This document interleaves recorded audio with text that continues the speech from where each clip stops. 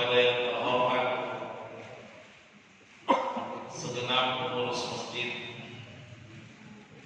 Bapak Imam, hadirin wal hadirat jamaah salat maghrib yang insyaallah semuanya sama-sama dirahmati dan dimuliakan oleh Allah Subhanahu wa taala. Amin. Alhamdulillah, segala puji bagi Allah Subhanahu wa taala yang menyadarkan kita betapa pentingnya menghidupkan antara maghrib dan isya dengan ibadah.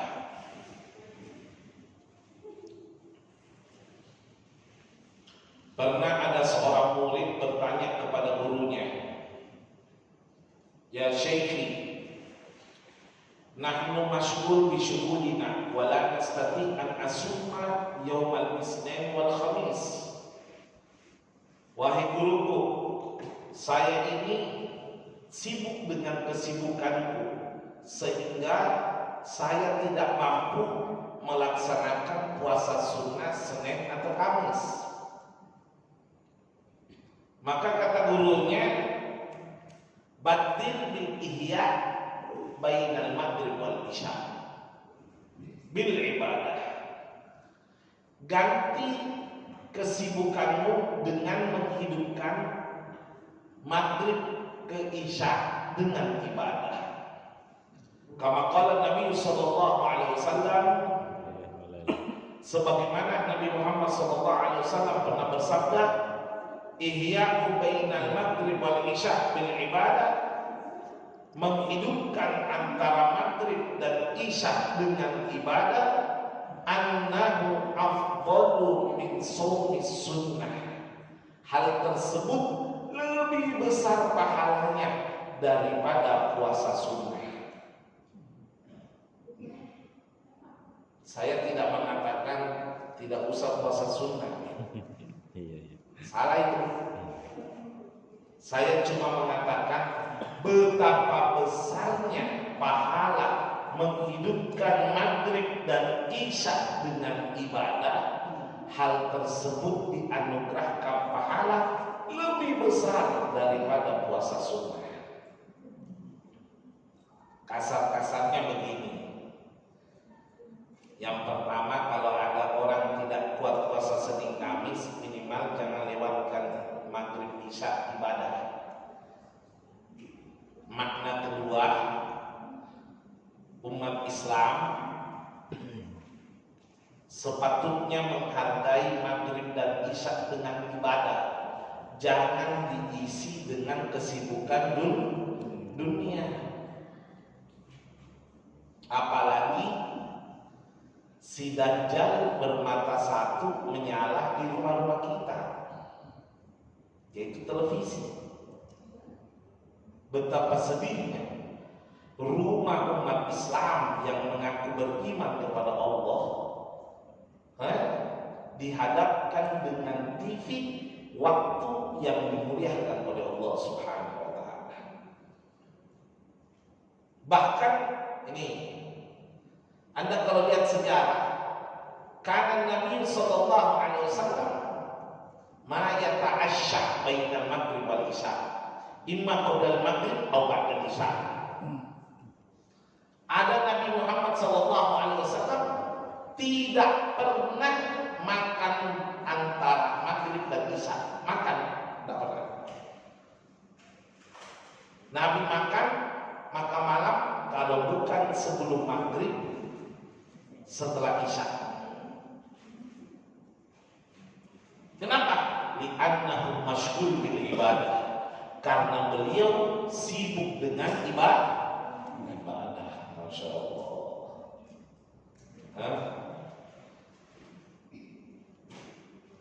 Minta maaf ya. Minta maaf ini. Ibu.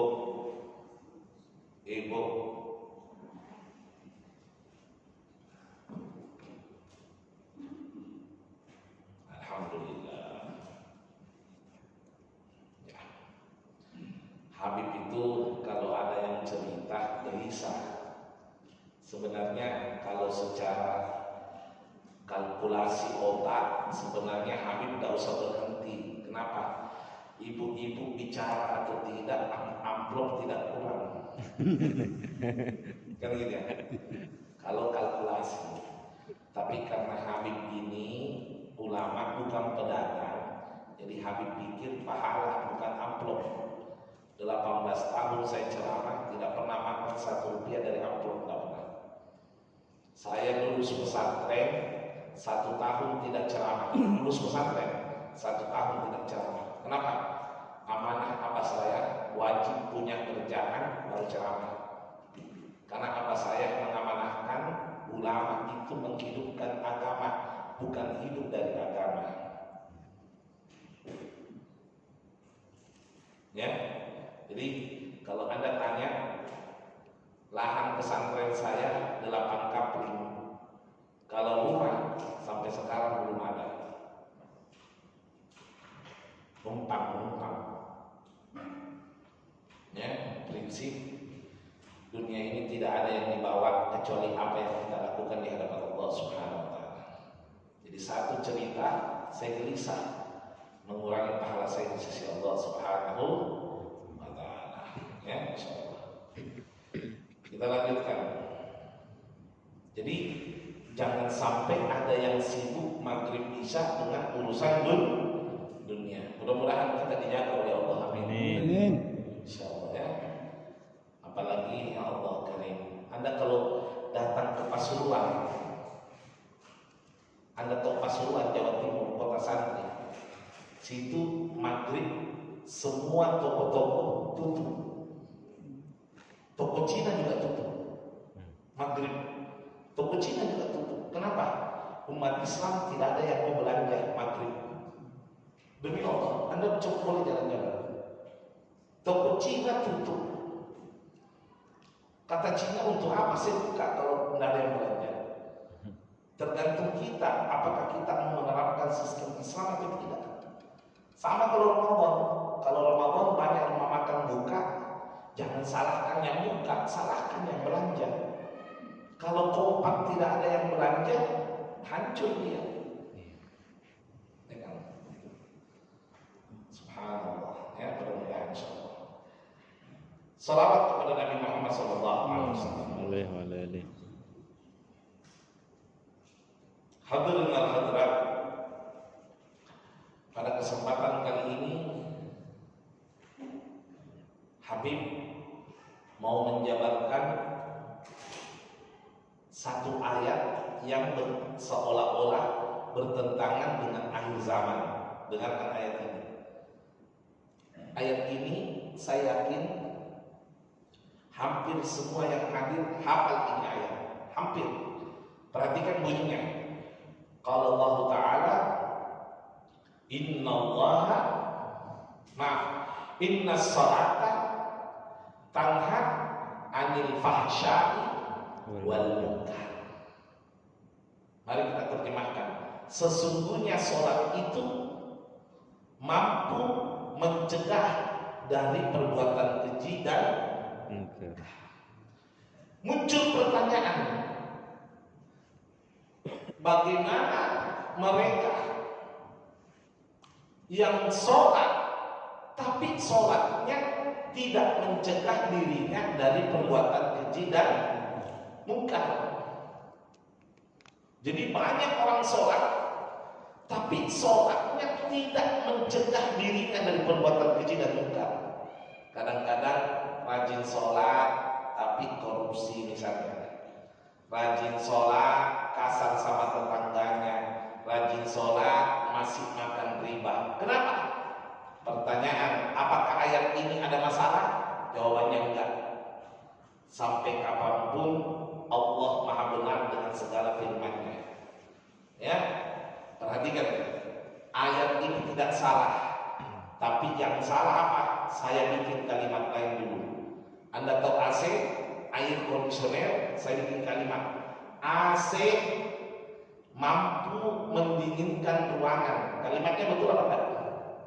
Nah, betul apa enggak? Betul ya. Suatu saat ruangan tidak dingin. Apanya yang salah? Apanya yang bermasalah? bukan kalimatnya. AC-nya yang salah, bukan kalimatnya. Begitu juga sesungguhnya sholat itu mampu mencegah perbuatan keji dan munkar suatu saat. Nah ini, sholat tidak mencegah dari perbuatan keji dan munkar, berarti apanya yang salah? Oknumnya, sholatnya, pelaksanaan sholat. Sampai sini paham ya? Nah, jadi minta maaf, bukan ayat yang bermasalah, tapi pelaksanaannya yang salah. Itulah minta maaf. Anda jangan kaget, kenapa banyak orang sholat tapi masih maksiat, kenapa banyak orang sholat tapi masih sombong, kenapa masih banyak orang sholat masih melakukan perbuatan keji dan munkar. Nah ini, mari kita buka hadis Nabi SAW. Nabi pernah bersabda dari tafsir riwayat Sayyidina Abdullah ibn Abbas radhiyallahu anhu warḍah, ahli tafsir di zaman Nabi SAW. Ini Abdullah bin Abbas, Pak. Anda jangan coba-coba tanya ilmu Al-Quran sama beliau. Karena kenapa? Beliau dijuluki a'lam ba'da Rasulillah min tafsir Al-Quran. Orang yang paling tahu ilmu tafsir setelah Rasulullah di zamannya Rasulullah SAW. Dikatakan al-hadisul awal ambah ilmi dafiq, ilmunya bagaikan lautan, walisani Qur'anin natik, lisannya selalu Al-Quran. Siapa itu? Auhadi ulama, dia adalah ulama. Inna Sayyidina Abdullah ibn Sayyidina Abbas, di zaman Rasul yang bernama Sayyidina Abdullah ibn Abbas radhiyallahu anhu warḍah. Dulu orang kalau datang sama beliau, pernah ada yang datang, Syekh Abdullah bin Abbas, kenapa? Hilang kudaku, hilang kudanya. Tahu nggak? Buka Al-Quran. Beliau buka Al-Quran. Lihat, oh kudamu ada di sana. Sekarang lagi tidur di bawah pohon. Cepat kau ambil, periksa. Ternyata betul ke sana ada kudanya tidur. Ini orang yang kudanya dapat, nggak puas, penasaran, kembali sama Abdullah bin Abbas. Ya Imam, ulama dulu dipanggil Imam. Ya Imam, kenapa Anda tahu kuda saya di sana tidur? Kepo juga. Ya, apa jawabannya? Wallahi kama qala Nabi, hadzal Qur'an yuqassi jami'il waqi'at min awal Adam ila yaumil qiyamah. Ini Al-Quran mengisahkan semua peristiwa dari zaman Nabi Adam sampai akhir kiamat. Tahu, dia tahu. Saya dulu di Makassar, ada orang kehilangan HP datang ke rumah saya. Jadi saya terpaksa buka Al-Quran, saya bilang, Habib hilang HP-ku. Ya, saya jawab, silahkan ke mall MTC, di situ banyak jual HP, mudah-mudahan dapat harga yang cocok. Karena saya bukan Abdullah bin Abbas. Kita ini ya mengetahui Al-Quran cuma zahir, batin belum tembus. Sayyidina Abdullah bin Abbas zahir wa batin, luar biasa. Nah ini Sayyidina Abdullah bin Abbas radhiyallahu anhu warḍah meriwayatkan hadis. Dengarkan, sayati zamanun fi akhir zaman katsirun min ummati yusalluna biduni shalah. Akan datang satu zaman di akhir zaman, begitu banyak umatku sholat tidak disertai ruhnya sholat. Dengarkan ini, banyak umatku sholat tapi tidak disertai ruhnya sholat. Artinya apa? Sholatnya tanpa ruh. Laisa yataqarrab ila Allah bal yataba'ad ka'anna yuti ila Allah al-maitah. Bukannya tambah dekat dengan Allah, tapi tambah jauh, seolah-olah setiap sholatnya menghadiahkan kepada Allah berupa bangkai. Jadi jangan heran, ada di akhir zaman itu tambah sholat, tambah kurang ajar, tambah sholat, tambah hancur akhlaknya. Aneh kan? Tapi nyata. Dan itu banyak terjadi. Anda jangan heran. Ya Allah, ya apa itu ya? Padahal sholat, ya betul. Sholat, tapi sholatnya tidak berfungsi mencegah dari perbuatan keji dan munkar. Kenapa? Karena sholatnya tanpa ruh. Sholatnya cuma jasad. Karena itu sholat ada jasad, ada ruh. Apa itu jasad? Jasad itu min awal takbir ila akhir salam. Mulai takbir sampai salam itu dikatakan jasadnya sholat. Tapi ruhnya sholat. Nah, ini yang jadi materi ceramah. Dengarkan baik-baik. Saya bahas ini karena tadi pagi ada yang bertanya. Penting. Mau tahu tidak apa itu ruhnya sholat? Dilanjutkan oleh beliau, Sayyidina Abdullah bin Abbas. Fa'lamu anna arwas sholat thalathah. Ketahuilah ruhnya sholat itu ada 3. Dengarkan baik-baik. Ruhnya sholat berapa? 3. Supaya harus kita pahami agar sholat kita bukan cuma mengejar target rakaat, tapi sholat kita betul-betul berhasil berfungsi mencegah dari perbuatan keji dan munkar. Amin. Mudah-mudahan insyaallah. Amin ya rabbal alamin. Ya Allah. Mari kita bahas. Arwah sholat thalathah.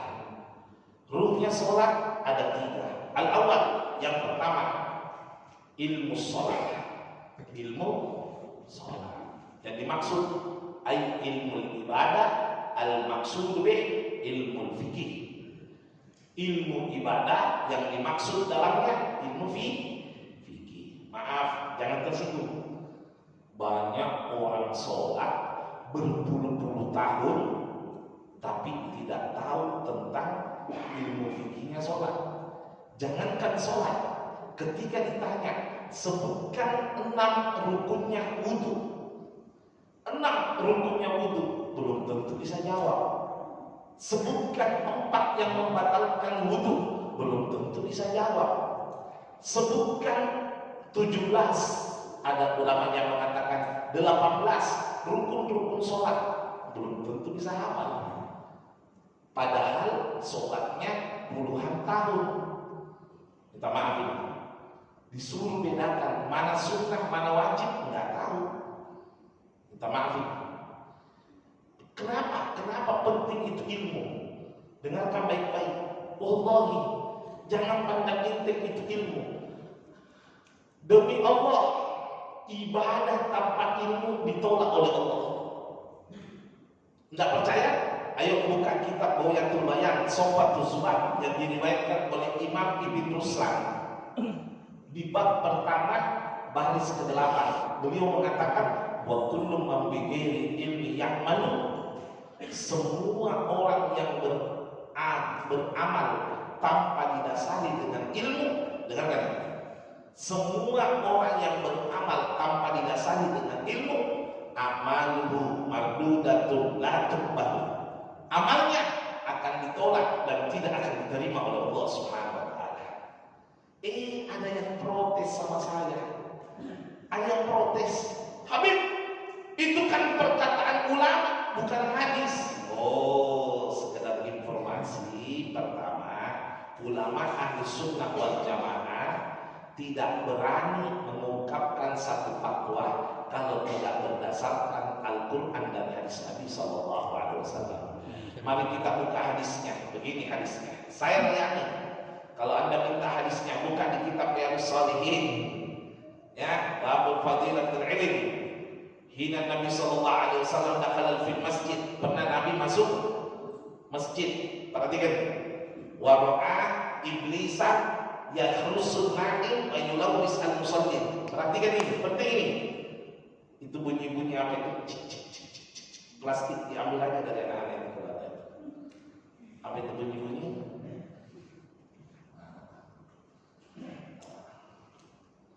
Ada penjara di Guantanamo. Penjara di Guantanamo. Orang dikasih tidur di ruangan sempit, baru ada baskom besi dikasih bunyi titisan air, ting ting ting, baskomnya itu kosong tapi bunyinya terus. Anda tahu yang di penjara menderita luar biasa karena bunyi sama yang berulang-ulang itu siksaan itu. Penjara di luar tanah ya, jadi jangan sampai diulang-ulang itu tak bunyi. Ayo, masya Allah. Kecuali zikir kepada Allah ya tidak ada yang membosankan semua. Nah, perhatikan. Nabi masuk masjid melihat iblis yakhrusun naim wa yulawwis al-musallin, menjaga orang tidur. Ada satu orang tidur dijaga sama Nabi. Iblis. Orang tidur ini dijaga sama iblis. Beberapa orang sholat dibiarkan. Nabi ini kaget. Mestinya iblis mengganggu orang sholat, membiarkan orang tidur. Paham maksud saya? Ada orang tidur dijaga, sedangkan orang sholat dibiarkan. Kok kebalik ini? Fata'ajab Nabi sallallahu alaihi wasallam. Nabi kaget. Faqala sa'al iblis. Iblis bayar firu, mau lari, tidak bisa lari. Dikunci kakinya pakai telunjuknya Nabi Muhammad. Jadi Nabi itu menunjuk tawakuf, berhenti. Tapi ingat ya, Nabi tidak berhak membunuh iblis, tidak bisa. Karena Allah sudah takdirkan iblis panjang umur sampai kiamat. Makanya iblis itu tidak pernah ulang tahun. Ngapain? Iya. Untuk apa? Sudah dijamin. Akhirnya mau lari, dicegat kakinya. Faqala Nabi sallallahu alaihi wasallam iblis. Nabi bertanya sama iblis, "Ya iblis, di mana tahusuna wa talawis al-musalli? Kenapa kau jaga itu orang tidur sedangkan orang sholat tahu? Biarkan. Kebalik." Dengar iblis. "Ya Nabi, samihni. Maafkan saya. Hada na'im al-alim. Naumu thawab, dan siapa bil ibadah yudhafu thawab." Ini orang tidur, orang alim. Tidurnya saja pahala, apalagi kalau bangun dilipat gandakan pahalanya oleh Allah Subhanahu wa taala. Ini orang tidur, ini orang alim. Orang alim itu Pak, tidurnya saja pahala. Apalagi kalau bangun ibadah, meroket pahalanya. Makanya ku jaga tidur, jangan sampai bangun. Lalu Nabi bilang, "Wa kaifa nusallu?" Bagaimana itu sholat? Dengarkan. Kata iblis, "Hum al-musalluna al-jahilun." Mereka yang sholat itu Nabi, orang-orang bodoh. Walau yusalluna alfa rakaat lam yataqabbaluna thawabahu. Walaupun sholat 1000 rakaat tidak diterima pahalanya. Untuk apa kuda? Paham Nabi? Iblis bilang. Katanya iblis buang-buang tenaga mau goda orang bodoh, sedangkan biar sholat tidak diterima pahalanya. Iblis saja tahu kalau orang tidak punya ilmu, jangan harap mau diterima pahalanya. Allah, disitulah gara-gara peristiwa ini. Dengarkan, gara-gara peristiwa ini Nabi bersabda, "Naumul alim khairu min ibadatil jahil." Tidurnya orang yang berilmu jauh lebih baik daripada ibadahnya orang bodoh. Makanya penting belajar. Tidak ada Pak yang mengangkat derajat lebih cepat melebihi ilmu. Anda perbanyak ibadah tapi ilmu tidak ada, percuma. Karena kenapa? Yang mengangkat derajat itu ilmu. Yarfa'illahu alladziina aamanu minkum walladziina utul ilma darajat. Masya Allah, bukan berarti percuma sia-sia ya. Anda tahu sendiri. Makanya kalau belajar datangkan ustaz. Tidak usah ilmu terlalu tinggi. Saya itu paling geli kalau ada yang bilang datangkan ustaz, kita belajar ilmu ma'rifat hakikat. Jangan model-model dulu. Lebih baik panggil ustaz, ajarkan kita ilmu fikih tentang wudu dan sholat. Lebih penting. Ilmu terlalu tinggi, ilmu wudu dan sholat untuk apa? ilmu yang tinggi ma'rifat hakikat untuk apa? Ilmu bisa terbang, tidak bisa turun, masalah. Ya kan? Ilmu bisa hilang, tidak bisa kembali, kasus. Nggak bisa model-model. Iya. Habib, saya mau pelajari ilmu hakikat, saya mau pelajari. Jangan dulu, Anda bangun rumah, pondasinya dulu dikuatkan, yaitu ilmu syariat, ilmu fikih. Allah karim, tidak mungkin diterima amal tanpa ilmu. Itu yang pertama, jelas ya. Maka ruh sholat yang pertama apa tadi? Ilmu. Makanya ayat yang pertama turun apa? Perintah sholat? Bukan. Ayat yang pertama turun perintah belajar, Iqra. Belajar dulu baru ibadah. Jelas ya? Alhamdulillah. Yang kedua, ruhnya sholat yang kedua yaitu apa? Khusyuk. Khusyuk. Minta maaf ya. Khusyuk itu bukan sunnah. Anda tahu takbiratul ihram? Takbir yang menyebabkan semua yang halal menjadi haram. Ingat istri halal, setelah takbir haram. Ingat anak, bisnis, keluarga halal, setelah takbir haram. Tapi kenyataannya kita tetap ingat. Minta maaf. Saya mau bertanya kepada Anda, apakah ada di sini yang bisa khusyuk dari awal takbir sampai salam 100%? Tidak ada. Saya pernah uji coba. Dengarkan baik-baik. Saya pernah uji coba. Di kamar saya nyalakan AC 1 PK dingin. Setelah dingin baru saya masuk menghadap kiblat, beber sajadah, sholat duha. Saya pesan sama istri, jangan biarkan anak-anak masuk kamar. Saya mau uji coba khusyuk 100%. Jadi karena saya tahu bahasa Arab, saya ikuti artinya. Sholli sunat duha. Allahu Akbar. Perhatikan, masih khusyuk. Masih khusyuk, iftitah masih khusyuk. Masuk Fatihah, bismillahirrahmanirrahim. Ringkas cerita walaqad masih khusyuk. Bismillahirrahmanirrahim. Wadduha wal laili idza saja. Di mana lagi alamat nasi itu nanti malam itu.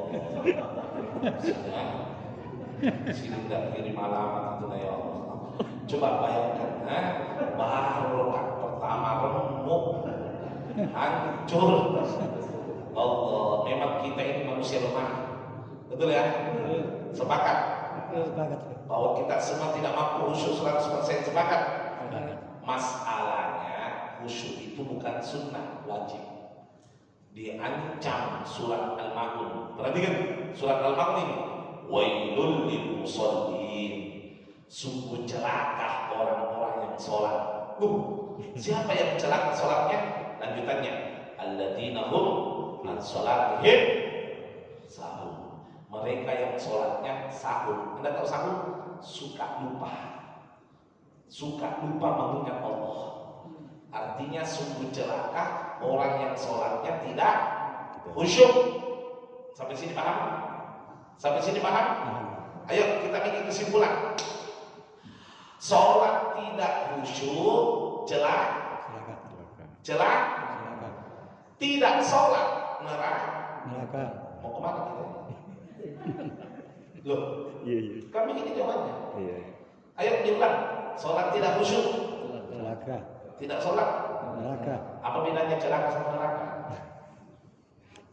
Sama. Lalu bagaimana solusinya? Bagaimana solusinya? Solusinya hadir majelis taklim, tahu jawabannya. Inilah pentingnya majelis ilmu. Mau tahu solusinya? 15 abad yang lalu Nabi Muhammad SAW kasih solusi. Alhamdulillah. Alhamdulillah.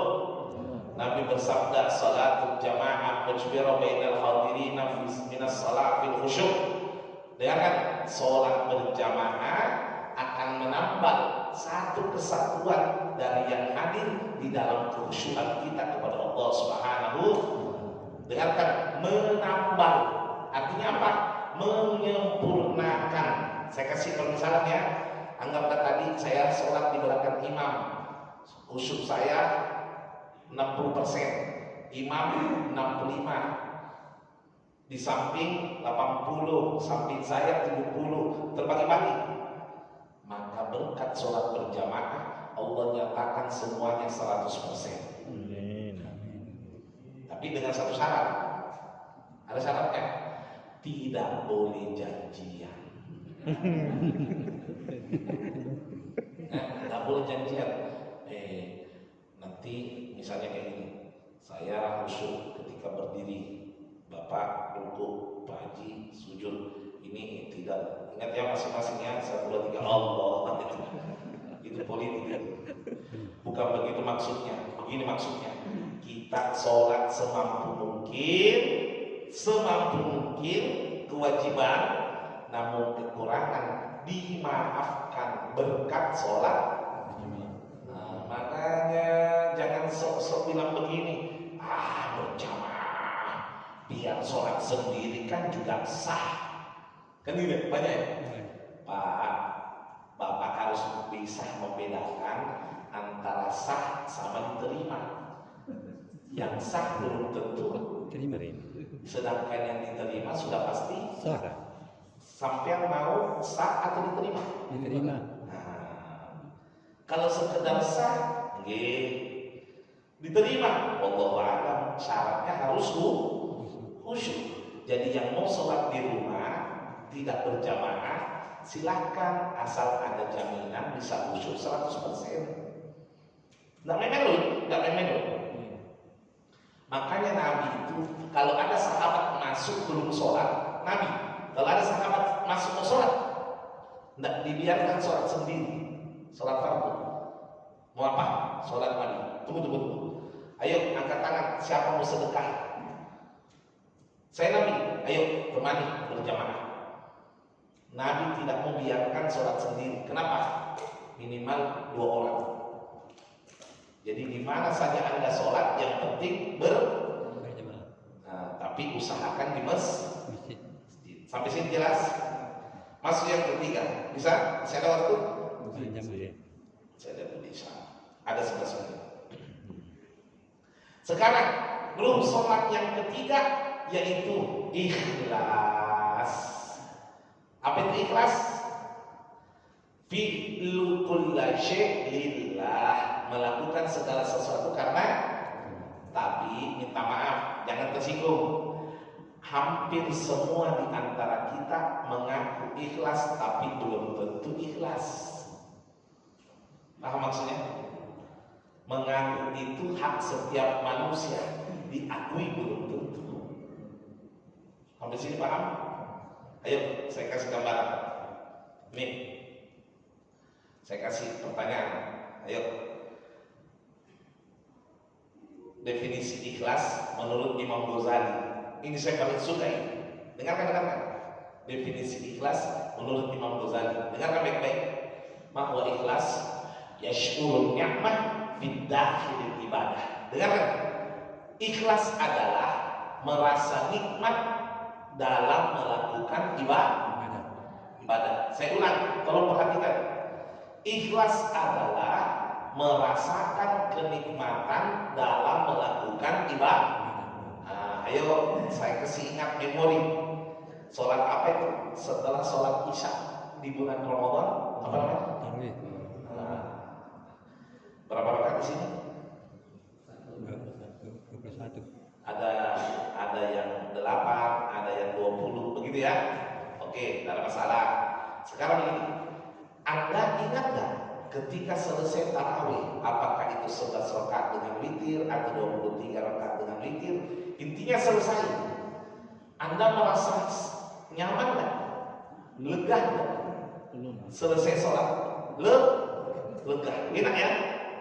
Selesai sholat nih, halo, saya ada bicara dulu. Anda selesai sholat enak nggak? Berarti kita kurang ikhlas. Kenapa? Karena definisi ikhlas itu enaknya bukan setelah sholat, ketika sholat. Sedangkan kenyataannya selama ini kita kalau sudah tarawih pulang ke rumah, oh, legahnya luar biasa, Masya Allah. Kayak lepas dari hutang gitu. Paham ya? Berarti kita selama ini sholat terpaksa. Ketika kita ingat, sudah sholat apa belum ya? Alhamdulillah, iya sudah sholat. Alhamdulillah, seolah-olah beban. Kebalikannya, orang dulu merasakan nikmat dalam ibadah. Anda tahu, Sayyidina Ali bin Abi Thalib, menantu Rasulullah. Perhatikan, menantu Rasulullah kena busur kakinya, panah, kena panah. Mau dia lepas, dia panggil sahabat, Ta'al, tolong bantu cabut ini panah di kakiku. Kapan? Biarkan saya dulu sholat sunnah 2 rakaat. Sholat, duduk, Allahu Akbar. Selesai sholat, salawat. Dia panggil sahabat, kenapa kau tidak cabut? Sayyidina Ali, sudah kucabut. Oh iya. Coba lihat, tidak merasakan sakitnya panah dicabut gara-gara merasa nikmat dalam sholat. Nikmat, sudah ikhlas. Nikmat. Syekh Abdurrahman Bajalban, Anda tahu Syekh Abdurrahman Bajalban tidak berani sholat tarawih langsung, tidak berani. Nah, potong-potong 4, sholat lagi, berhenti lagi 4. Kenapa?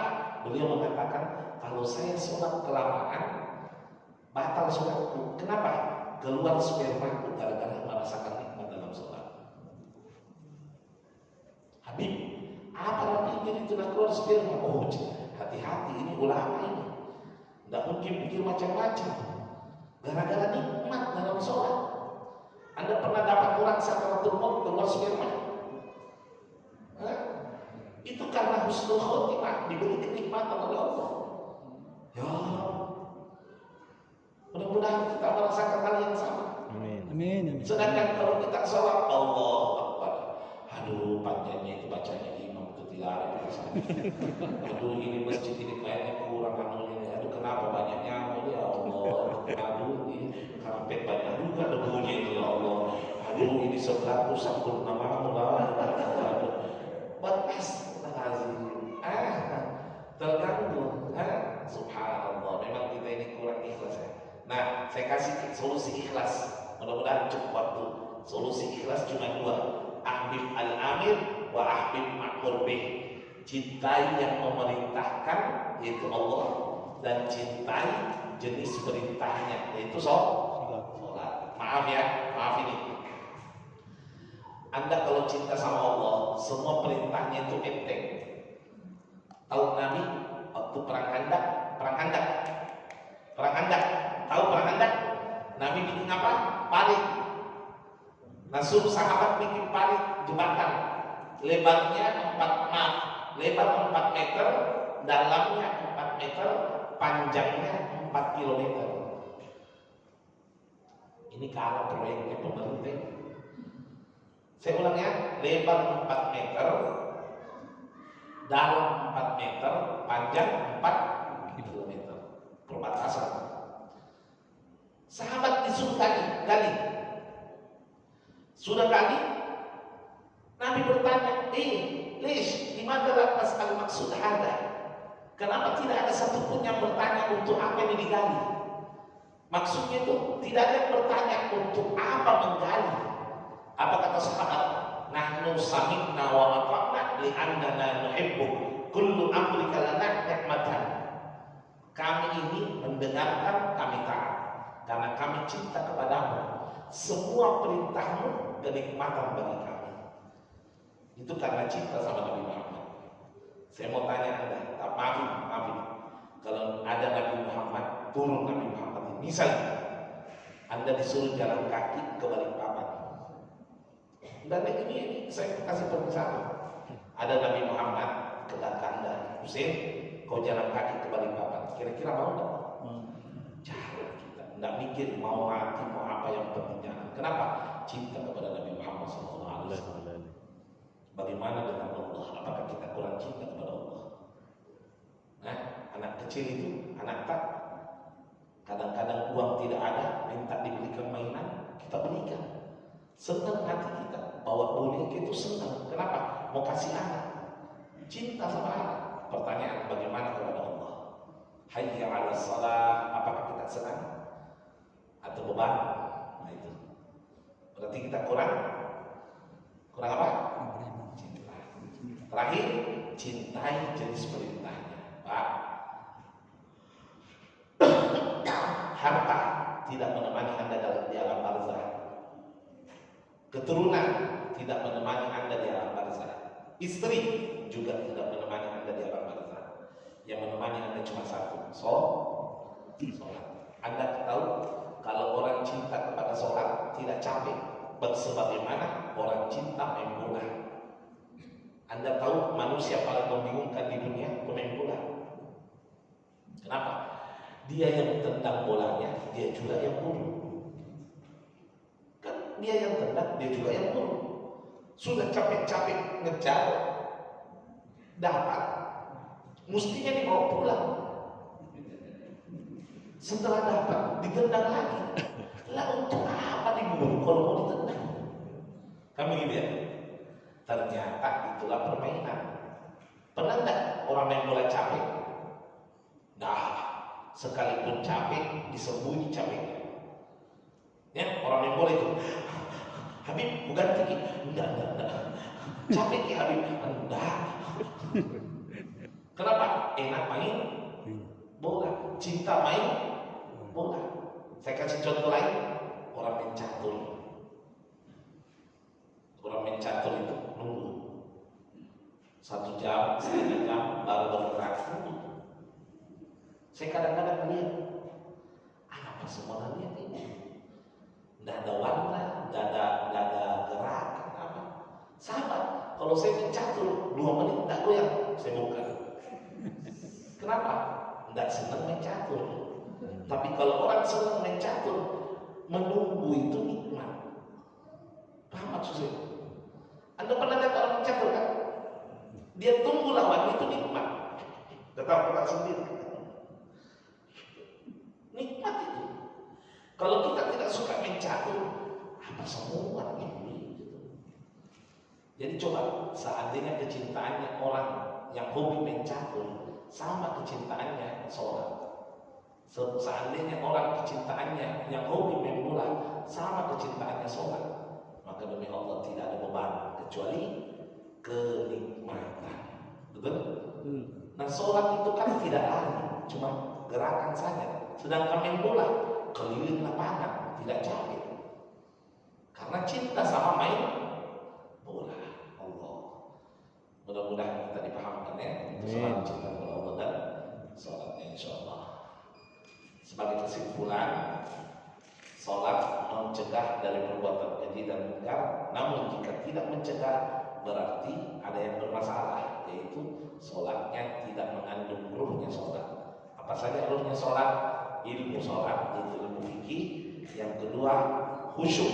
Cara untuk mengatasi khusyuk, yaitu sholat berjamaah dimanapun berada, utamanya di sholat di masjid. Yang ketiga, apa itu ikhlas? Merasa nikmat ketika ibadah. Cara untuk ikhlas, cintai yang memerintahkannya itu Allah dan cintai jenis perintahnya yaitu sholat. Mudah-mudahan sholat kita berkualitas sehingga sholat kita termasuk sholat yang mencegah perbuatan keji dan munkar. Amin ya rabbal alamin. Hada minni wal afu minkum. Waktu isya sudah masuk. Wassalamualaikum warahmatullahi wabarakatuh.